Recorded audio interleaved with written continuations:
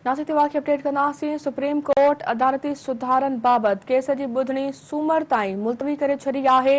ईंदड़ ॿुधणी ते सियासी पार्टियुनि ऐं वकीलनि जी तंज़ीमुनि खां लिखत में जवाब तलब करे वरितो आहे।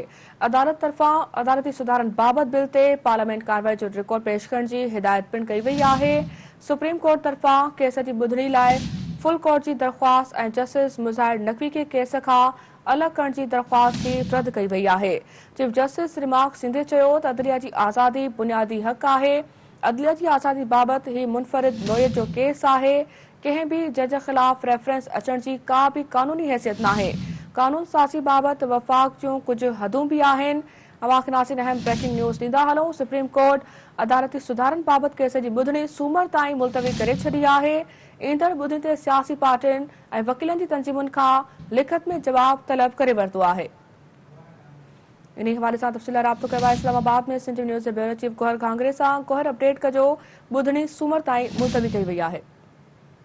अदालती सुधारनि जे हवाले सां जेका केस जी सुप्रीम कोर्ट में ॿुधणी हली रही हुआ सूमर ताईं उहा मुलतवी कई वई आहे। जॾहिं त अदालत पारां नोटिस बि जारी कया आहिनि धुरनि खे। उन खां अलावा जेके बार एसोसिएशन आहिनि उन्हनि खां बि इनपुट वरितो वियो आहे त हीअ जेके कानून साज़ी पार्लियामेंट में कई वई आहे इन हवाले सां सुप्रीम कोर्ट बार एसोसिएशन ऐं पाकिस्तान बार जेके काउंसिल आहे उनजो इन हवाले सां कहिड़ी राय आहे।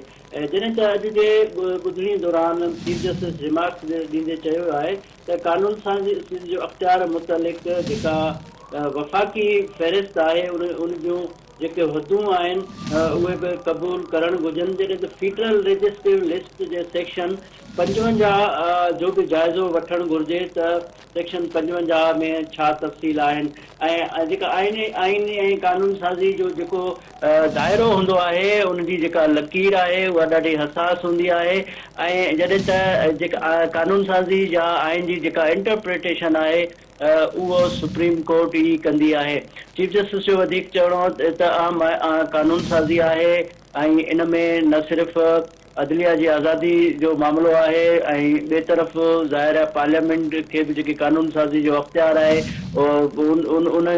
उन जी बि जेका मामिलो आहे उहो बि क़ाबिल एतिराम आहे। पर अदालत इन सॼे इन मामले जे हसासियत जी नोयत ॾिसंदी उन खां पोइ फ़ैसिलो ॾींदो। ॿुधणी जेका आहे उहा सूमर ताईं मुलतवी कई वई आहे ऐं धुरनि खे नोटिस ॾियण खां अलावा पाकिस्तान बार काउंसिल ऐं सुप्रीम कोर्ट बार एसोसिएशन खे पिणु जवाब दाख़िल करण जी हिदायत कई वई आहे। जी ठीकु आहे गौहर, वरी महिरबानी अवां जी।